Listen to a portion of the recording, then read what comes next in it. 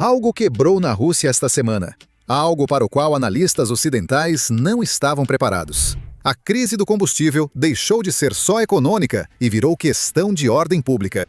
Os russos agora estão atacando uns aos outros nos postos de gasolina. Em algumas regiões, eles estão realmente se matando por causa de combustível. A máfia russa também está ressurgindo em meio a essa escassez de combustível para dominar o mercado negro da gasolina. E cidadãos russos comuns agora estão sendo filmados, dizendo abertamente e publicamente que esperam que Vladimir Putin morra. Essa é a única maneira de salvar a Rússia. Enquanto isso, a Bolsa Russa registrou um dos maiores colapsos diários da história moderna do país. E Putin está respondendo da única maneira que sabe, reprimindo ainda mais. Agora ele está prendendo pessoas que apontam que as coisas no país não estão funcionando. É a isso que Putin recorreu. Neste vídeo, quero mostrar o que ocorre quando um Estado moderno perde o controle da própria ordem interna. Tiroteios e brigas com faca em postos de gasolina estão ocorrendo pelo país. E por que jornalistas e blogueiros pró-Rússia, pró-Kremlin estão sendo presos por finalmente dizerem a verdade? Isso nos leva à queda dos índices de aprovação de Putin, até em pesquisas manipuladas por ele. E então vamos falar sobre a política interna da Ucrânia, porque nem isso está nada bem. Zelensky demitiu uma das principais figuras do governo ucraniano em um momento crítico. Agora, vamos discutir o que ocorre nas linhas de frente. Meu nome é Sam e você está assistindo ao Business Basics. Vamos começar com os tiroteios que estão acontecendo dentro da Rússia e por que as pessoas estão pedindo para Putin simplesmente morrer. Veja, russos comuns estão se atacando com pistolas e facas por gasolina. Isso só ocorre em estados falidos. E agora, isso está acontecendo na capital de uma superpotência nuclear. Ouça só. Eu estou aqui parado, eu deixei o carro, eu vim, eu peguei, eu estou dizendo glória a... Que câmera? Que droga! Eu estou presa aqui! Eu estou presa aqui! Não cai embaixo! Você não vai! Vai te matar! Cai fora daqui! Eu vou sair daqui! Agora, infelizmente, isso não é tão grave quanto o que ocorreu depois, fora das câmeras. Segundo uma mídia russa, houve um tiroteio em um posto de gasolina em Shablansk. Em 11 de julho, em um posto da Gazprom, o motorista tentou furar a fila na bomba. Outros motoristas o repreenderam. Depois disso, ele sacou uma pistola não letal e atirou no homem. A vítima foi hospitalizada após o disparo e o atirador fugiu, mas acabou preso. Infelizmente, esse não é um caso isolado, pois é um padrão que se espalha no país. Antes de entrarmos em mais exemplos, quero ressaltar que eu odeio pessoas que furam filas, mas, de qualquer forma, vamos seguir em frente. Pouco antes desse tiroteio, tivemos outro tiroteio e uma briga com faca em São Petersburgo por motivos bem parecidos. Houve um problema no posto de gasolina. Por algum motivo, as pessoas chegam à frente e então entram em uma briga. E essa briga rapidamente vira algo que ninguém quer.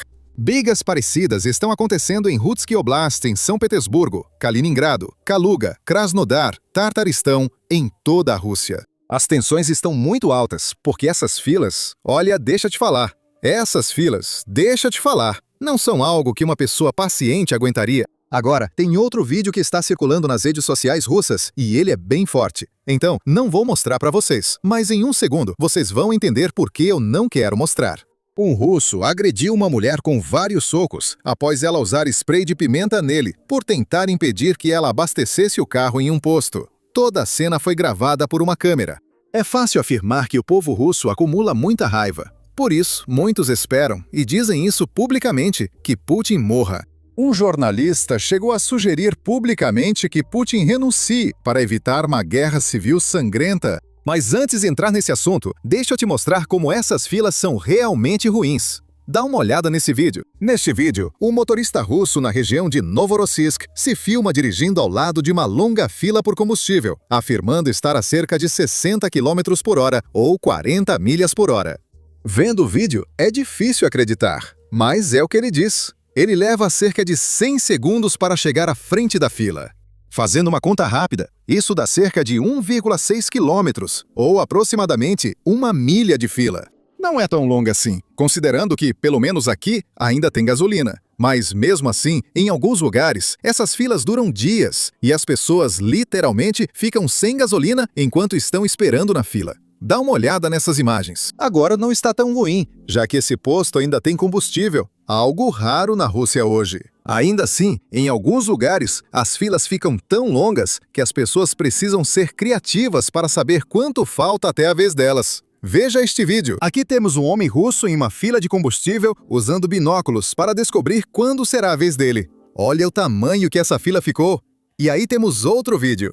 Na região de Rostov, temos russos literalmente ficando sem combustível enquanto esperam na fila para comprar mais combustível. Então, os carros deles param no meio da fila e eles têm que empurrar até chegar na frente. E com sorte, quando eles chegarem lá, ainda vai ter gasolina no posto. Agora, tudo isso nos leva à história que todos vocês se importam. Russos pedem publicamente a morte de Putin e jornalistas o pressionam a renunciar para evitar guerra civil. Primeiro, vamos falar dos jornalistas. Veja, da última vez que algo assim aconteceu na Rússia foi no início dos anos 90, antes do colapso, e logo após o colapso. A situação dentro da União Soviética e na Rússia, bem, era crítica. Grupos criminosos organizados preencheram as lacunas deixadas pelo Estado em colapso. Eles controlavam o mercado negro, a distribuição e os preços. Era um negócio lucrativo. Agora estou lendo uma biografia do Putin. Em breve devemos ter um vídeo sobre isso. Mas antigamente, se você tinha um negócio lucrativo, digamos, um negócio legítimo, não havia governo nem lei russa que protegesse você. Se um mafioso quisesse seu negócio por estar lucrando, só restavam duas opções: morrer ou entregar o negócio. Não havia alternativa. Então foi isso que muitos empresários russos acabaram fazendo. Eles criaram esses negócios de sucesso para, claro, ganhar dinheiro e ajudar o país. Então o mafioso aparece e diz: "Ei, você está ganhando muito. Que tal me dar 50% ou até 100%? E então eles têm que fazer isso se quiserem proteger a própria vida e proteger suas famílias. Bem, é exatamente por isso que muitos russos não querem isso de novo. E é por isso que eles estão preocupados com essa crise de combustível. Para eles, isso traz lembranças ruins. Por isso, jornalistas russos agora pedem publicamente a renúncia de Vladimir Putin. Querem que Putin saia em paz e dê lugar à nova geração de líderes para governar e, quem sabe, melhorar o país. Ouça. Acho que o presidente deveria renunciar. Precisa se afastar. Esse é o meu ponto de vista como cidadão da Federação Russa. Eu Acredito que, após tudo isso, se essa pessoa tiver coragem interior, Ele deveria renunciar e realizar eleições justas, abertas e competitivas. Eu acredito no meu país. Muitas pessoas dizem: Dmitry, Quem vai substituí-lo? mas quem senão ele? eu acredito no meu país. Acredito que no nosso país, espero que ainda tenhamos 140 milhões de pessoas. Podemos encontrar 450 parlamentares decentes. Assim como um presidente decente capaz de tirar o país da situação em que acabou se encontrando. Acredito no meu. Mas toda a liderança atual deve ser removida do cargo, ou seja, novas eleições presidenciais e parlamentares. Esse é o meu ponto de vista. Não há outro caminho. Sim, existe outro caminho. Estou enganado. Existe outro caminho. Mas você sabe que é um caminho sangrento. Esse é um caminho que repetidamente levou a conflitos civis horríveis. Se as autoridades atuais não quiserem levar o país a um conflito civil sangrento, então devem encontrar coragem para renunciar. Lá. Agora, a parte mais louca é que esse é um vídeo bem longo que esse cara publicou, e ele sabe que o que está fazendo é perigoso, e sabe que isso pode significar que ele pode perder a vida. Por isso, mais adiante no vídeo, ele explica que deseja criar um movimento que continue além dele. Vamos ouvir isso em instantes. Mas antes de chegarmos a essa parte, eu também quero destacar outra coisa que está acontecendo nas ruas da Rússia. Agora também temos cidadãos russos comuns sendo filmados dizendo publicamente que esperam que Putin morra. Eles sabem que ele é velho e acham que Putin não vai largar o poder. Por isso, esperam que ele morra logo para o país ter chance de melhorar. Não é apenas um cara buscando visualizações. Diversos russos falam exatamente o mesmo. Ouça por si mesmo. Ver a Rússia sem Putin. Esse é o meu sonho. Não é aquele tipo de sonho de conseguir um desconto ou viajar de férias para a Turquia. Quero dizer, é um sonho de verdade. Depois de Vladimir Putin, haverá um presidente normal. Alguém que esteja vivo, saudável, inteligente, razoável e decente. Não o que temos agora. E, sinceramente, Não importa quem seja. Poderia ser quase qualquer um. Seria 100 vezes melhor. Putin é um criminoso e assassino. Espero que alguma doença o leve o mais rápido possível. Quem é Vladimir Putin para você? Um dos líderes mais fracos e mal-sucedidos da Rússia. Como você acha que é a Rússia Vai ser depois de Putin? Eu espero que a gente finalmente... tem uma democracia de verdade? Como ele vai deixar o cargo? Ele vai morrer. E quando? Eu espero que sim. Se todos rezarem exatamente às 20 horas. Talvez aconteça mais cedo. Quem é Putin para você? Honestamente, Um velho de quem todos já se cansaram. Putin só vai deixar a presidência depois de morrer. Ele não tem outra opção. Há crimes demais, sangue demais, ilegalidades demais ligados ao nome dele. Se a TV de propaganda do Putin continuar no ar, não devemos esperar mudanças. Por que precisamos desse governo czarista sem fim? Não precisamos. para quem acompanha a Rússia há tempos, sabe que isso não é comum no país. Além disso, Putin leva essas situações muito a sério. Já houve pessoas que disseram coisas muito menos sérias, muito menos dramáticas, e elas já não estão mais entre nós neste planeta. Esse é o tipo de punição que Putin aplica se você o critica. E adivinha só, parecia que ele estava pegando leve em 2026, pelo menos até agora, porque já fizemos vários vídeos sobre pessoas que o criticam publicamente. Mas agora parece que Putin está reprimindo de novo como fazia antigamente. Dá uma olhada nesse relatório. Então, esse cara que você vê na sua tela é William Hemslav. E nós realmente falamos sobre ele lá em março. E eu não te culpo se você não se lembra dele. Isso foi há muito tempo. Mas ele costumava ser um dos blogueiros pró-Putin na Rússia. Ele era tão pró-Putin há apenas alguns anos, quando Navalny começou a desafiar o governo de Putin. Foi esse cara que reclamou, ou acho que denunciou Navalny para as autoridades russas. Além disso, ele testemunhou contra Navalny na audiência, levando-o à prisão. Também moveu diversos processos ou reclamações contra Navalny, mostrando sua lealdade a Putin. Mas então, de repente, no início deste ano, em março, ele publicou um grande manifesto criticando e atacando publicamente Putin e todas as decisões que ele tomou desde que lançou esta operação militar especial. Mais uma vez, ninguém esperava isso. Isso foi importante, porque esse homem simbolizava a repressão de Putin contra Navalny e tinha seguidores. Ao criticar Putin publicamente, algumas pessoas na Rússia prestaram atenção. No manifesto, ele inicia com uma frase realmente verdadeira. Não sei como dizer de outro jeito. Acho que a gramática não está certa. Mas ele afirma que até uma pessoa moralmente impecável se corromperia com poder. Enquanto Putin, e isso é importante destacar porque Putin está no poder há praticamente 26 anos. Existem crianças na Rússia que nunca viram outro líder além de Putin. Mesmo como primeiro-ministro, ele já era o líder de fato do país. Ele dominava o tempo na TV e nos canais de notícias, especialmente durante visitas de líderes à Rússia.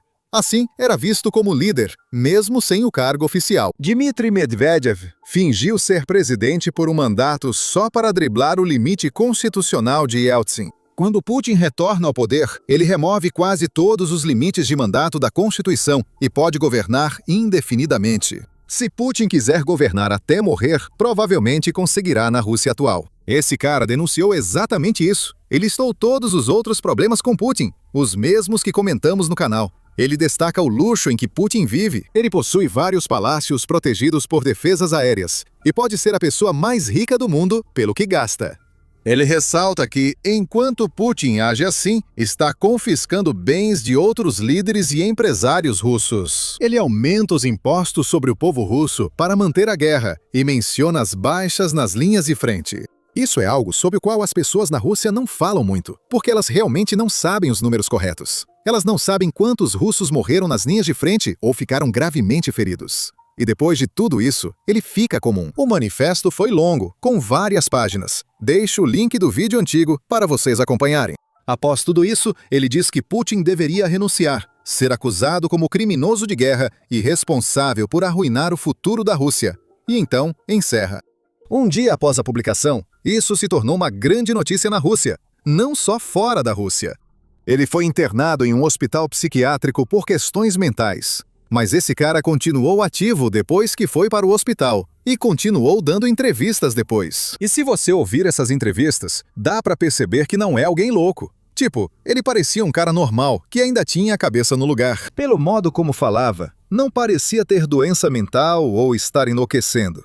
Mesmo assim, foi internado no hospital. E em uma dessas entrevistas que ele deu do hospital psiquiátrico, ele disse que o motivo de estar internado era por causa das palavras. Foi o que ele disse. Essas são as consequências das palavras e da mensagem dele.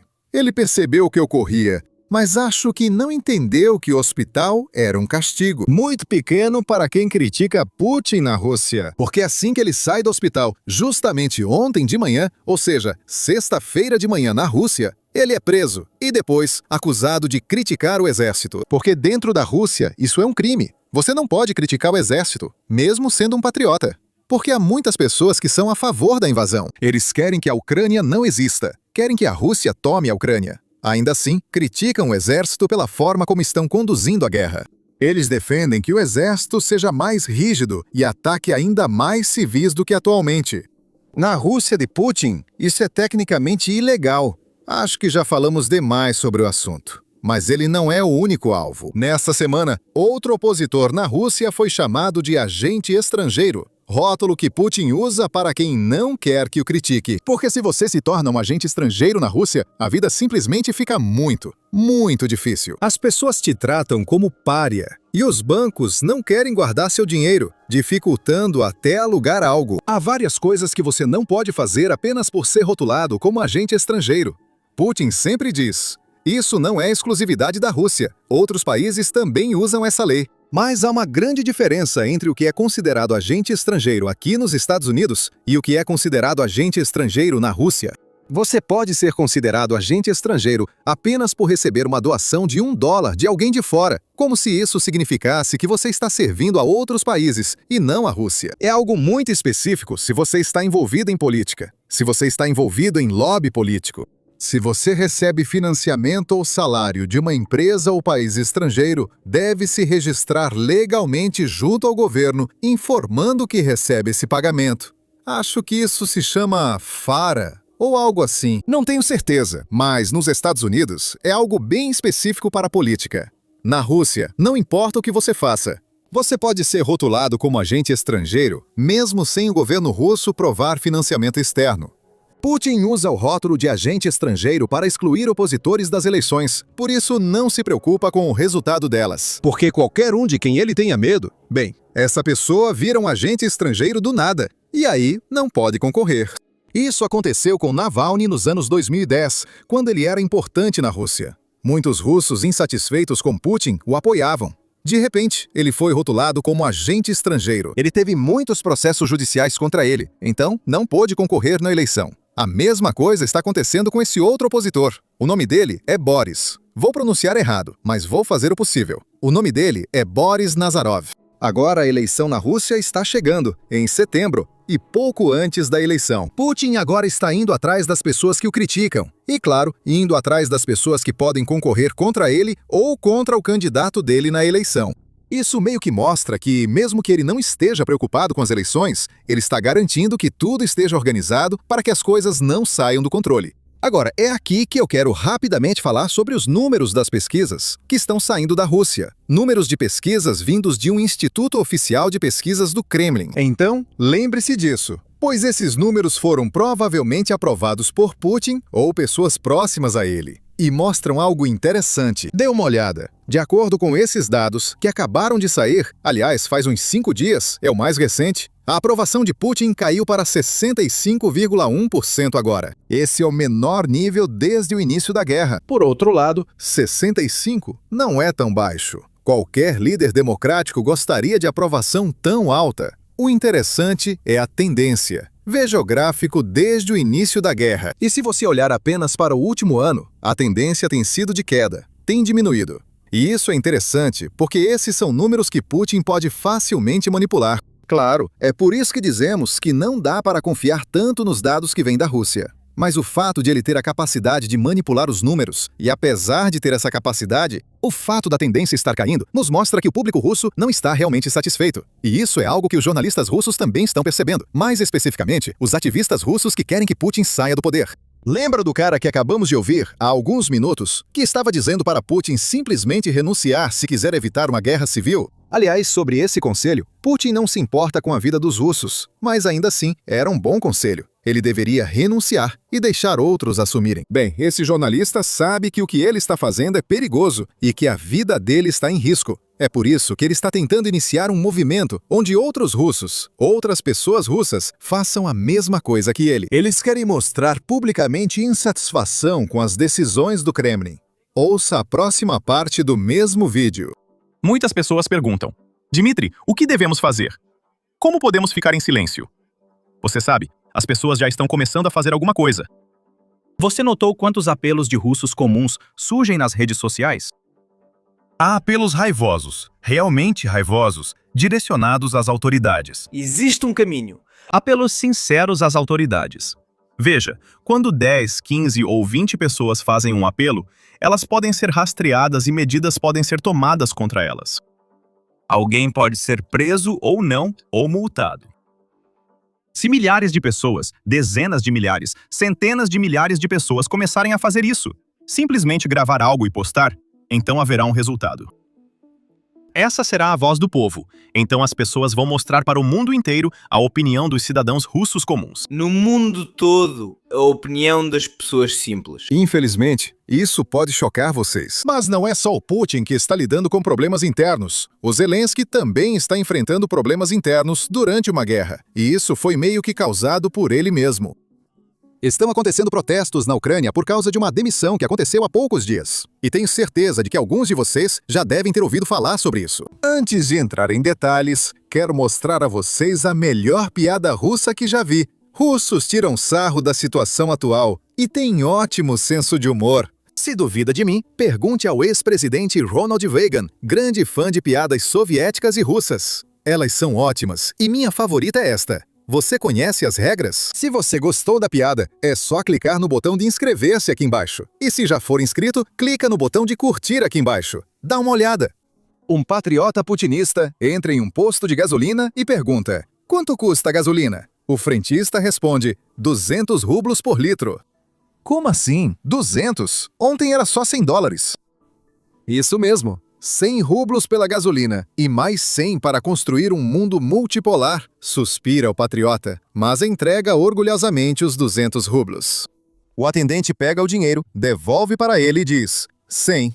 Não tem gasolina. Essa é a situação. A Rússia tem as segundas maiores reservas comprovadas de petróleo do mundo e não tem mais gasolina. Mas não se preocupe. Talvez em breve, se Putin tiver mais 3 dias para sua operação militar especial, o mundo seja multipolar de novo.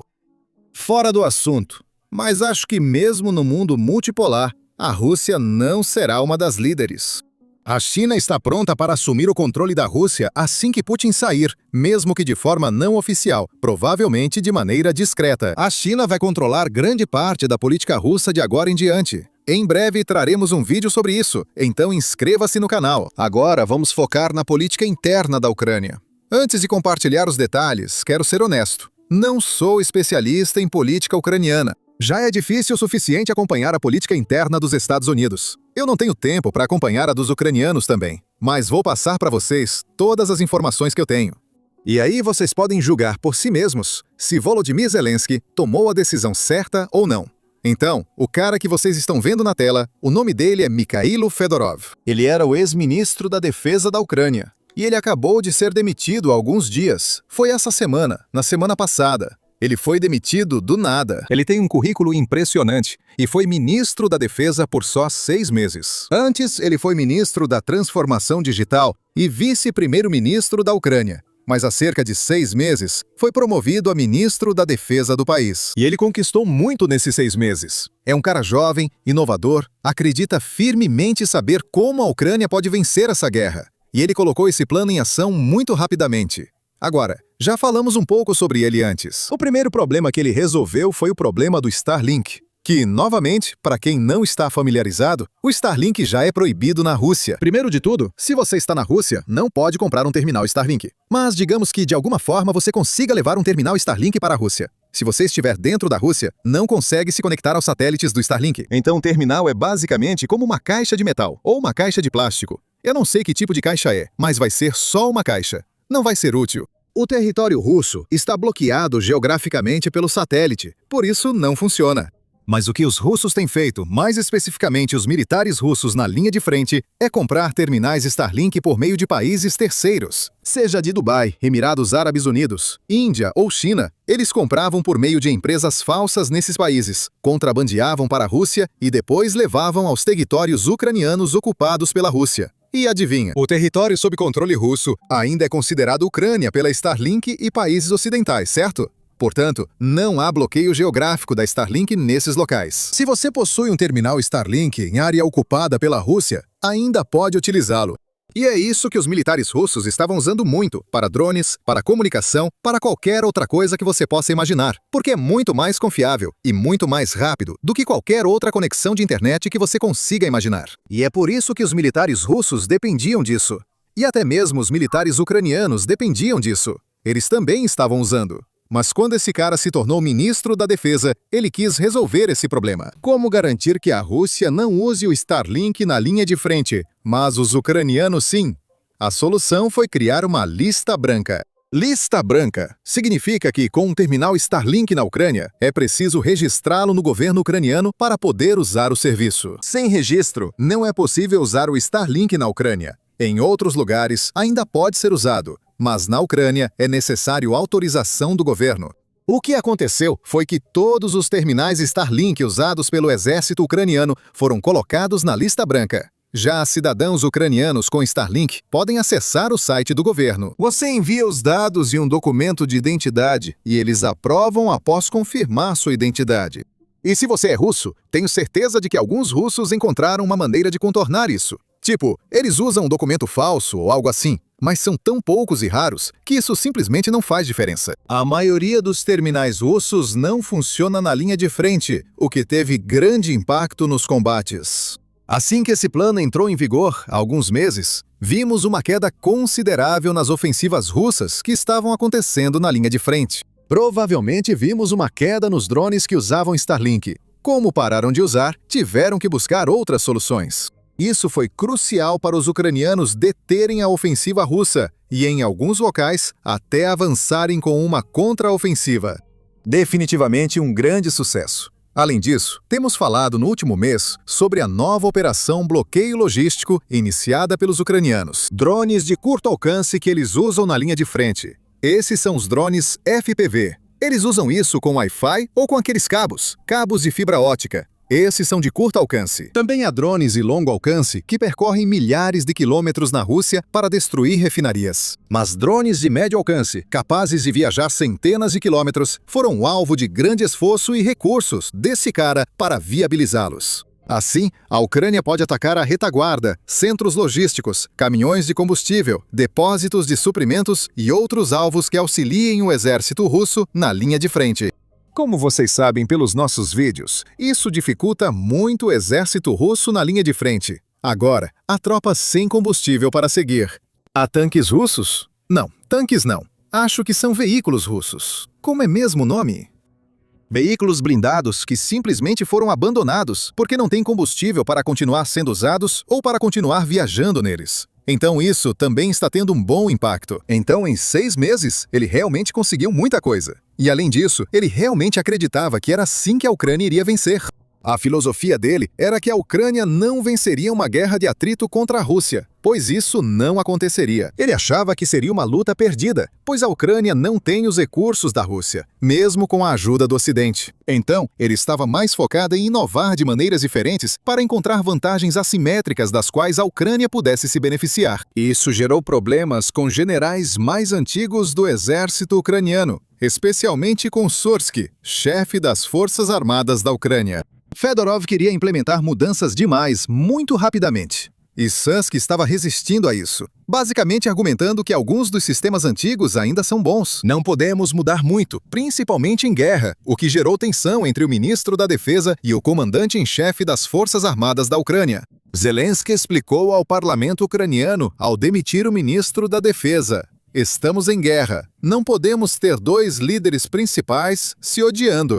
Em o mundo ideal, disse Zelensky, palavras dele, não minhas. Ele gostaria de demitir os 2. Mas ele não pode fazer isso considerando que estão em guerra. Então, ele demitiu esse cara. Nem todos acreditam nessa explicação. Importante: Zelensky não fez declaração pública sobre isso. A explicação que temos vem de deputados que deram declarações anônimas à mídia ucraniana após essa reunião que aconteceu com Zelensky. Isso não exclui que tenha sido motivo para a demissão, mas muitos acham que Zelensky está se alinhando à velha guarda, vista como corrupta por muitos. Grande parte da história ucraniana envolve corrupção. Não tanto quanto a russa, mas ainda era algo negativo. Muitos percebem que a Ucrânia protege a velha guarda e impede que jovens competentes assumam o controle. Esse é o argumento do outro lado. Há alguns protestos acontecendo na Ucrânia. Não são protestos massivos, talvez algumas centenas de pessoas, talvez alguns poucos milhares. Eu não sei exatamente quantas pessoas, mas há pessoas protestando contra a demissão. Além disso, o parlamento ucraniano afirma que não aprovará outro ministro da defesa. Assim, se Volodymyr Zelensky quiser trocar esse ministro, não conseguirá pelo parlamento. Talvez haja outra alternativa. Não conheço bem a Constituição ucraniana, mas vou acompanhar de perto. Vamos ver o que acontece, já que algo parecido ocorreu no ano passado. Também por volta de julho, parece que neste mês a Ucrânia tem o hábito de criar problemas internos. Ou Volodymyr Zelensky tem o hábito de criar problemas internos. Ano passado, Volodymyr Zelensky tentou aprovar uma lei para colocar todas as organizações de investigação de corrupção sob controle do governo, o que gerou insatisfação. Não se pode ter pessoas investigando o governo, trabalhando ou respondendo a ele, na minha opinião. Por isso houve satisfação e Volodymyr Zelensky recuou. Ele teve que retirar a lei que assinou e as coisas acabaram dando certo. Mas naquela época, os protestos eram muito maiores do que os que estamos vendo agora. Então, vamos ver o que acontece. Vou mantê-los atualizados, aconteça o que acontecer. Quero voltar à linha de frente porque Zelensky falou algo interessante relacionado à crise de gás ou combustível na Rússia. Ele diz que o objetivo da Ucrânia não é deixar a Rússia sem combustível, mas viver em paz. Depois, ele solta uma das frases mais impactantes da guerra. Ouça só. Nosso objetivo principal não é uma Rússia sem gasolina, mas sim uma Ucrânia sem a Rússia. Uma Ucrânia sem guerra. Uma Ucrânia que faz parte da Europa. E uma Ucrânia e uma Europa livres da ameaça de Moscou. Ucrânia e Europa, sem a ameaça de Moscou. Agora, mudando o foco, também temos outro trecho de entrevista com autoridades do gabinete ucraniano. Eu acho. Não sei se ele é a autoridade do gabinete na Ucrânia, mas é o chefe das forças de drones ucranianas. O principal responsável pela campanha de bloqueio logístico que temos mostrado aqui no canal. Recentemente, ele concedeu uma entrevista a Kaylin Robertson, também youtuber e jornalista, onde explica por que a Ucrânia ainda não atacou a ponte da Crimeia. Se vocês analisarem tudo que a Ucrânia fez, é de se perguntar por que a ponte ainda não foi destruída, já que a Ucrânia está atacando navios-tanque no Mar de Azov. Eles também estão atacando navios-tanque no Mar Negro, sobre os quais vamos falar em um instante. Então, a Ucrânia claramente tem a capacidade de atingir a ponte se quiser, mas eles não estão atacando a ponte. Então, qual é o motivo? Bem, ouça a explicação. Não estamos atacando a ponte da Crimeia, caso não tenha notado. Deixe-os sair por ela. Deixe esses milhões atravessarem a ponte sem parar e seguirem além dos Urais para viverem em paz. Isso é o que eles perderam depois de se estabelecerem aqui por mais de 10 anos. É o bumerangue deles, o karma deles. Eles não deveriam ter vindo para a nossa Crimeia. Que eles se mandem agora para a Sibéria e recomecem do zero, se ainda forem jovens. Mas não vamos impedi-los. Que eles vão embora. Mas vamos incomodá-los. Deixe que vão. Agora, a resposta faz sentido. Ele quer que os russos que vivem ilegalmente na Crimeia possam sair. E a ponte é a única saída, porque o corredor terrestre, bem, é muito perigoso viajar por aquelas rodovias, especialmente se você está entrando ou saindo da Crimeia. A ponte é o único caminho seguro para os civis russos, e tomara que o exército russo também saia por lá. Há más notícias para os russos que deixam a Crimeia, pois a situação dentro da Rússia também não está melhor, como economistas russos têm destacado abertamente. Veja, desde que essa crise de combustível começou a afetar a Rússia, Putin tem retirado recursos de outras regiões do país para apoiar Moscou e São Petersburgo, duas das maiores cidades da Rússia, e também é onde vivem as elites. Agora, essas cidades são enormes. Moscou, eu acho, é a maior cidade da Europa, com cerca de 13 ou 17 milhões de pessoas. E São Petersburgo tem mais 5 milhões de pessoas. Muita gente vivendo nessas cidades. Ainda assim, cerca de 120 milhões de russos vivem fora dessas cidades, já que a população do país é de 140 milhões. E essas pessoas que não vivem nas grandes cidades sentem que estão sendo enganadas, porque o Kremlin está focando apenas nas dificuldades que o povo das cidades está enfrentando. Eles não estão realmente olhando para todas essas outras regiões que ainda fazem parte da Rússia. Esse economista fala exatamente sobre isso. Está gerando uma guerra de classes. Muitos estão irritados com Moscou. Ouça. Neste momento, Moscou está saqueando todas as regiões. Pessoas da Rússia estão me escrevendo agora, dizendo que nunca viram tanto ódio contra Moscou como nas regiões russas agora. E a crise do combustível agravou severamente isso. Ou seja, quando retiram o combustível que você mais precisa, o que deve ser enviado para Moscou? As pessoas lá circulam em carros brilhantes, criando a ilusão de uma cidade pacífica em um país pacífico, apesar da guerra. Isso irrita muito quando a colheitadeira para no campo e não há como abastecê-la. Sem combustível, nada. O diesel também foi para a linha de frente e fica impossível fazer qualquer coisa. Tudo isso nos leva a outra campanha ucraniana iniciada há 2 dias, na quarta-feira. Estou gravando na sexta. E isso faz parte da campanha de bloqueio logístico, que já está em andamento há algumas semanas. Essa campanha se chama Molotchka. Não sei o que isso significa, para ser honesto. Agora, a campanha consiste basicamente em drones ucranianos atacando petroleiros e navios russos no Mar Negro. Agora, nós já vimos a Ucrânia atacar todas as embarcações russas que faziam parte ou que estavam navegando no Mar de Azov. E parece que eles resolveram o problema. Lá, isso já foi resolvido. O transporte marítimo pelo Mar de Azov caiu cerca de 99%. Tem 1 ou 2 navios aqui e ali, mas fora isso, não sobrou nada que a Ucrânia já não tenha atacado. Por isso, agora focam no Mar Negro e já atingiram mais de 30 embarcações nos últimos 2 dias. E isso eleva o total de embarcações que a Ucrânia atingiu nos últimos 11 dias para 147. Essa operação começou em 6 de julho e até 16 de julho, ou seja, em 11 dias, 147 embarcações russas foram atingidas por drones ucranianos. Isso é simplesmente insano. Recentemente, eu sentei para conversar com o ex-SEAL da Marinha, Chuck Ferra, que tem acompanhado a guerra de forma muito mais próxima do que qualquer outra pessoa. Ele tem acompanhado a guerra muito mais de perto do que eu também.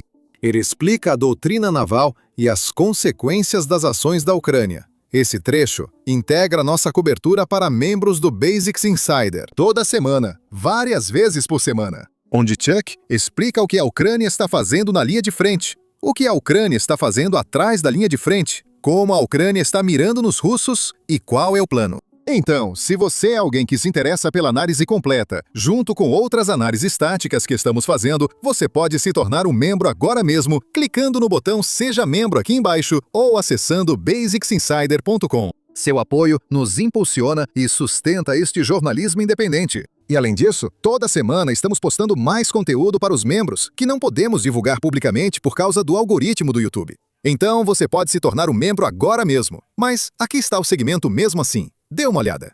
Bem-vindos de volta, pessoal. Hoje tem Battlefield Breakdown com o ex-Navy SEAL Chuck Ferra. É bom estar aqui. Vamos analisar alguns trechos de batalhas.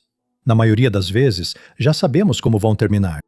O primeiro ocorreu hoje de manhã. A Ucrânia fez seu primeiro ataque desse tipo com um UGV, veículo terrestre não tripulado, desembarcando em uma ilha no Mar Negro. Certo. Isso foi no Restinga de Kimburn, que é aquela pequena parte das Ilhas Barreira ao sul de Kherson. Você está assistindo a algo que nunca aconteceu na história. Aquilo é um barco não tripulado baixando uma rampa e desembarcando um veículo terrestre não tripulado. Parece que estamos lidando com um canhão de 20 milímetros. De novo, não vi direito, mas aquele cano é grande. Então, se isso for uma metralhadora calibre .50, eu nunca vi esse tipo de dispositivo na boca do cano. Isso é algo sobre o qual as pessoas sempre especularam. Robôs entrando e lutando. Está se tornando realidade. Estamos realmente chegando ao ponto em que a guiagem terminal autônoma está se tornando comum dos dois lados. A Ucrânia foi a primeira a implementar isso, mas hoje mesmo coloquei um infográfico sobre o Geran 4, que é realmente rápido. É uma variante russa do Shahed, movida a jato, muito rápida, capaz de suportar múltiplos Gs, e isso serve para escapar dos drones interceptadores. E ela tem uma IA, sabe, aprendizado de máquina. Chamávamos de sistema especialista antes de IA ser o termo, mas ela pode travar a mira em um alvo em movimento e acertá-lo. Isso não é bom. Isso é insano. Ok, próximo clipe. Temos os petroleiros sendo atingidos no Mar de Azov. Vocês estão vendo um ambiente cheio de alvos, com todos esses navios ancorados e apontando para a mesma direção. E quando o seu navio está ancorado, ele vai ficar dentro do alcance daquela corrente de âncora, em um ângulo de 360 graus.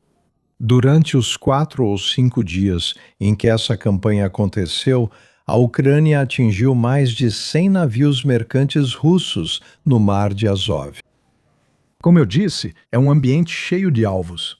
Você viu uma giro de 180 graus e, literalmente, há navios por todos os lados que você olha. Esses são navios transportadores de destilados de cerca de 7.000 toneladas. Então eles estão transportando produtos destilados que são gasolina, querosene, gasolina. E eles sempre são atingidos, assim como este aqui. Eles são atingidos na ponte, nos espaços de navegação ou nos compartimentos de máquinas. Se você transportar gasolina, vai ter uma tarde ruim aqui. A Crimeia está simplesmente ficando sem combustível agora. Sim, realmente está.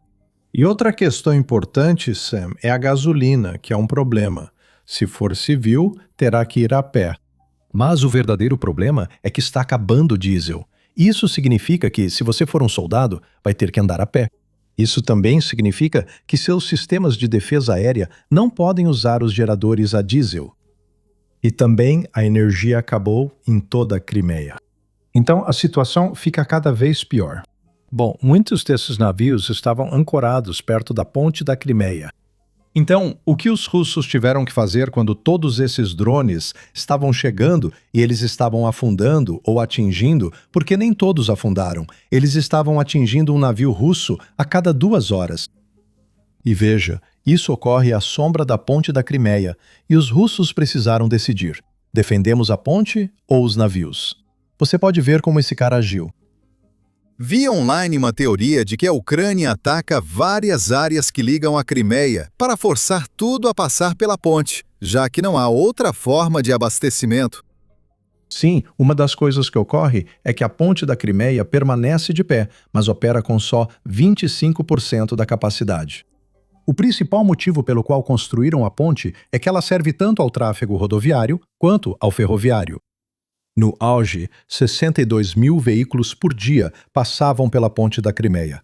Agora isso caiu para 25%. E isso vai soar estranho. Caiu para 25%, porque a ponte não consegue suportar o fluxo normal de veículos. E o que mais sofreu foi a travessia ferroviária. Costumavam passar 94 trens por dia na ponte. Sam, agora são 4. Por isso há tantos caminhões-tanque aqui, pois precisam levar o combustível que antes era transportado pelos trens.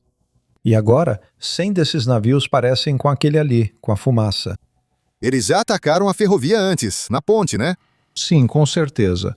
Mas aquele grande ataque que aconteceu há 2 anos e meio foi o golpe principal, porque incendiou vários vagões de combustível bem no topo da ponte, onde a estrutura é mais exigida arquitetonicamente. Olha, não existem coincidências na guerra. Não é sorte. Você fica bom nisso. E esse trecho da ferrovia segue fora de operação. Então eu disse, sabe, passamos de 94 trens para 4. Esses trens têm que andar a 10 km por hora. Em medidas americanas, isso equivale à velocidade que você consegue correr, 6 milhas por hora. 2 trens por dia, não 94. Então, essa foi a solução russa. Nem tanto. Além disso, sobre o diesel, como saberíamos que o exército sofre? Teríamos que presumir, certo? O exército receberá tudo primeiro. Em caso de escassez, os civis serão os mais afetados. Sim, isso está realmente acontecendo, e as pessoas ainda não estão falando muito sobre isso, mas eu fiz uma reportagem para o Kyiv Post aqui. Deus, não consigo me lembrar. Cara, algumas horas atrás. Sim, mas... Eu ouvi! Mas uma das coisas que está acontecendo, as pessoas não estão falando sobre isso. Olha, já estamos no meio de julho.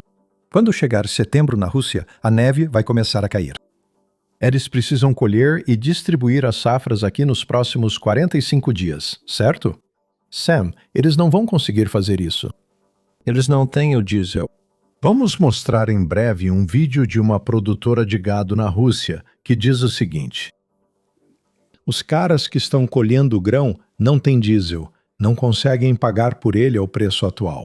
Ela diz, não consigo alimentar meu gado porque não consigo comprar o grão pelo preço que esses caras vão ter que praticar para conseguir colher. Mas isso nem são as pressões econômicas, e elas são reais, e você sabe, isso pode interromper a distribuição. Mas o verdadeiro maldito problema é que não tem diesel. Não dá para ligar as colheitadeiras, não dá para rodar os caminhões que vão para os centros de distribuição. E não tem distribuição local porque esses caminhões também funcionam com diesel ou gasolina. Então, nos próximos 45 dias, você vai ver grandes quebras de safra na Rússia. Vamos ver. As pessoas, sabe, agora não têm combustível, mas quando ficam com fome, ficam irritadas. Sempre que faço esses vídeos, acabo pesquisando mais do que cabe em um episódio. Alguns espectadores já disseram que os vídeos estão ficando longos, e eu entendo. Mais de 20 minutos? Acho que esse vídeo provavelmente vai ter mais de 30 minutos. Isso é extremamente longo. Então, o que passamos a fazer foi o seguinte. Eu já faço a pesquisa de qualquer forma e quero abordar tudo. Começamos a lançar versões estendidas desses vídeos para nossos membros. Então, se você não é um membro, aí está mais um motivo para se inscrever. Especialmente se quiser acompanhar o que está acontecendo na linha de frente, o que está acontecendo na Ucrânia e o que está acontecendo na Rússia. Então, você pode se tornar um membro clicando no botão Seja Membro aqui embaixo ou acessando basicsinsider.com. Meu nome é Sam. Era isso que eu tinha para vocês. Vejo vocês no próximo vídeo.